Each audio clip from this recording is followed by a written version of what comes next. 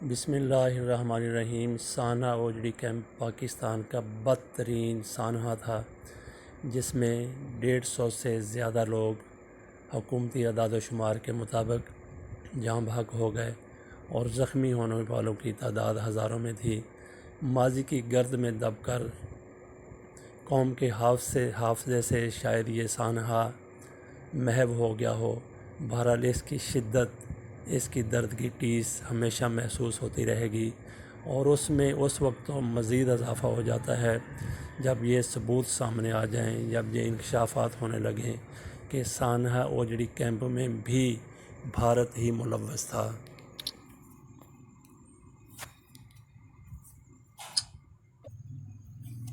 نوجوان نسل اور ان لوگوں کے لیے جن کو اس سانحہ کے بارے میں معلوم نہیں ہے، ان کے لیے ہم ایک رپورٹ پیش کرتے ہیں۔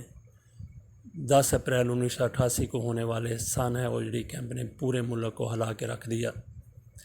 یہ سانحہ پاکستان کی تاریخ کے سیاہ دنوں میں سے ایک ہے۔ 9:45 وہ ایک عام صبح تھی۔ لوگ اپنے روزمرہ کے معمولات میں مشغول تھے۔ سورج کی خنک روشنی تمازت کا لباس پہن رہی تھی کہ اچانک جڑواں شہر دھماکوں سے لرز اٹھے۔ ایسا لگا جیسے دشمن نے چاروں طرف سے گھیر کر میزائلوں کی بارش کر دی ہے۔ آنن فانن پورے کیمپ میں آگ کے الاؤ بھڑکنے لگے۔ دھماکے پر دھماکے ہوئے جا رہے تھے۔ اس حادثے میں سرکاری اعداد و شمار کے مطابق 103 افراد جاں بحق جبکہ 1300 سے زائد زخمی ہوئے، مگر غیر سرکاری اندازوں کے مطابق جاں بحق ہونے والوں کی تعداد اس سے کہیں زیادہ ہے۔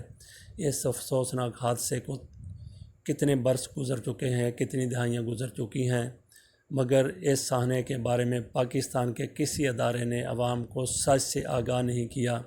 طرح طرح کے مفروضے اور افسانے ہم سنتے چلے آ رہے ہیں۔ کہا جاتا ہے کہ افغان جہاد کے زمانے میں روسی کلاشنکوف کی طرح امریکی سام میزائل بھی ایک نیا پروڈکٹ تھا۔ ایسے پروڈکٹ پاکستان خریدتا نہیں تھا، بلکہ نمونہ کے لیے بطور کمیشن رکھ لیا کرتا تھا۔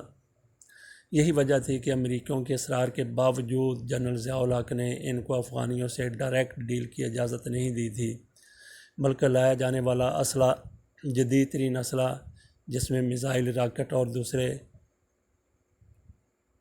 قسم کے اسلحہ بھی شامل تھے۔ یہ تمام اسلحہ جات پہلے اسلام آباد کے مضافات اوجڑی کیمپ میں ڈمپ کیا جاتے، پھر وہاں سے بے کفایت آگے ترسیل ہوتی۔ امریکہ کو سب خبر تھی، مگر مصلحتاً خاموش رہا۔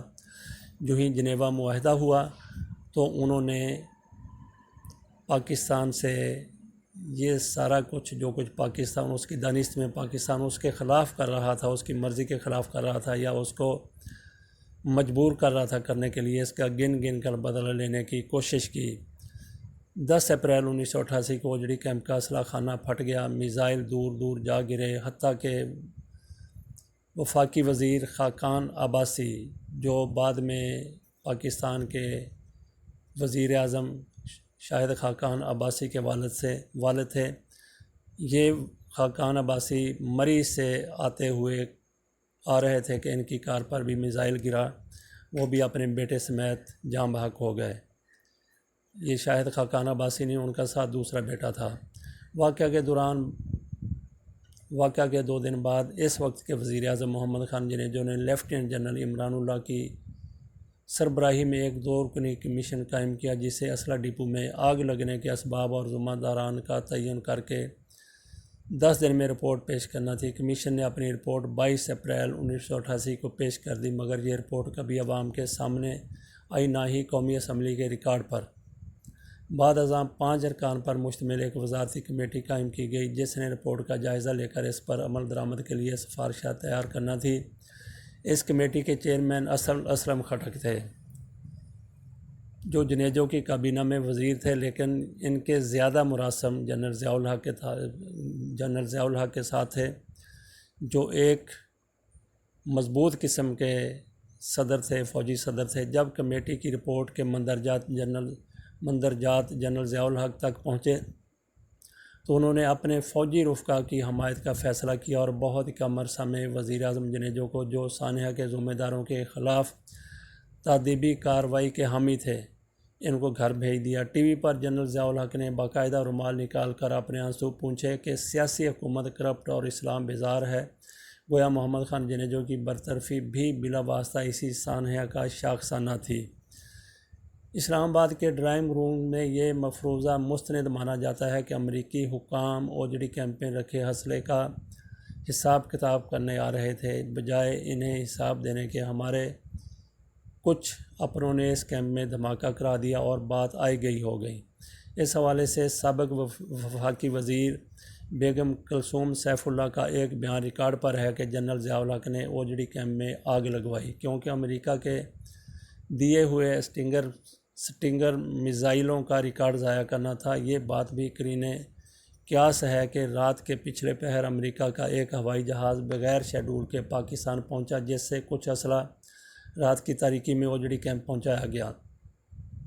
اس رات کے اگلے دن ہی صبح دھماکہ ہو گیا۔ امریکہ کی سوچی سمجھی سازش تھی تاکہ پاکستان کو ایٹمی پروگرام جاری رکھنے سے روکا جائے۔ واقعے کا ایک اور پہلو یہ کہ امریکی صحافی بروس ریڈل نے کچھ عرصہ قبل نئے انکشافات کیے۔ بروس ریڈل کئی برس امریکی قومی سلامتی کے اداروں کے لیے کام اور 4 امریکی صدور کے ساتھ مشرق وسطیٰ اور جنوبی ایشیا کے معاملات پر معاون خصوصی بھی رہے۔ وہ اپنی کتاب اوائڈنگ آرمیڈن میں لکھتے ہیں، 2012 میں مجھے ہندوستان کے 2 سابق فوجی افسروں نے بتایا کہ ان کے جاسوس ادارے نے اوجڑی کیمپ کو تخریب کاری سے تباہ کیا تاکہ پاکستان کو کشمیری اور سکھ باغیوں کی مدد کرنے کی سزا دی جا سکے۔ چنانچہ اعتماد کے ساتھ کہا جا سکتا ہے کہ اس سیاہ واقعے کے پس منظر میں پاکستان کی بھارت دشمنی بھی کار فرما ہو سکتی ہے، جسے کسی موقع پر زیر بحث نہیں لایا گیا۔ تاہم بروس ریڈل کے بارے میں یہ بھی کہا جاتا ہے کہ اس نے ہمیشہ بھارت کا ساتھ دیا اور اس کی یہ رپورٹ درست ہوگی، لیکن یہ بھی ہو سکتا ہے کہ اتنے بڑے عہدے کا آدمی اس نے ساری صورتحال کو کنفیوز کرنے کے لیے یہ بیان دیا ہو، کیونکہ امریکہ کی طرف انگلیاں اٹھ رہی تھیں۔ ان کے اس بیان کے بعد امریکہ کی طرف وہ شاید اپنی طرف اٹھنے والی انگلیوں کو کہیں اور کسی اور طرف موڑنا چاہتے ہوں۔ یہ رپورٹ ہم نے عبدالباسط مرزا کے نوائے وقت میں چھپنے والے کالم سے لی تھی۔ مزید اس رپورٹ کے حوالے سے کہا جاتا ہے کہ سانحہ کے پیش منظر میں کچھ روایتیں اس طرح سے ملتی ہیں کہ دھماکوں کے بعد بھی کیمپ میں کچھ رہ جانے والے میزائل موجود تھے جو ذرا سی چھیڑ چھاڑ سے تباہی مچا سکتے تھے۔ امریکہ چونکہ ہمارے ہر مشکل وقت کا ساتھی تھا، لہٰذا انہوں نے اوجڑی کیمپ کی صفائی کے لیے فوراً تکنیکی امداد فراہم کرنے کی اسی قسم کا ساتھی تھا جس طرح کا اس نے پاکستان کا ساتھ 71 میں بحری بیڑا بھیجنے کا اعلان کر کے نہیں بھیجا، یہ پوری دنیا جانتی ہے۔ امریکہ نے اوجڑی کیمپ کی صفائی کے لیے فوراً تکنیکی امداد فراہم کرنے کی آفر کی، صرف ضروری سامان کے لیے اخراجات طلب کیے۔ مثلاً 300 ٹیکنیشینز کے لیے مخصوص لباس تقریباً $60,000 فی کس، یقیناً اس پیشکش اتنے پیسے مانگے گئے اس لباس کے لیے $60,000۔ یقیناً اس پیشکش کا مقصد جاسوسی رہا ہوگا۔ اس زمانے میں ملٹری انجینئرنگ کے ڈائریکٹر میجر جنرل جاوید ناصر تھے۔ انہوں نے یہ کام خود کرنے کی آفر کی، لیکن جنرل ضیاء الحق کو مالی سے زیادہ جانی نقصان کا اندیشہ تھا تو منع کر دیا۔ جب امریکی پلان پیش ہوا جس میں حفظ متقدم کے تحت پورے پنڈی اسلام آباد کی آبادی کو 6 ماہ کے لیے کہیں اور شفٹ کرنے کی تجویز بھی تھی، تو دوبارہ جنرل جاوید ناصر کو بلا کر یہ کام ان کے ذمہ لگایا گیا۔ جنرل نے اپنی ٹیم کے جوانوں کو باور کروایا کہ وہ کس قدر خطرناک کام کے لیے میدان میں اترے ہیں۔ انہوں نے پلان پیش کیا کہ ہر آدمی صبح نماز جماعت کے ساتھ پڑھے گا اور روزہ رکھ کر آئے گا، اور جب کام شروع ہوا تو امریکی ماہرین بھی دیکھنے آئے۔ سانحہ اوجڑی کیمپ کے اصل حقائق تو شاید کبھی منظر عام پر نہ آ سکیں۔ اللہ حافظ۔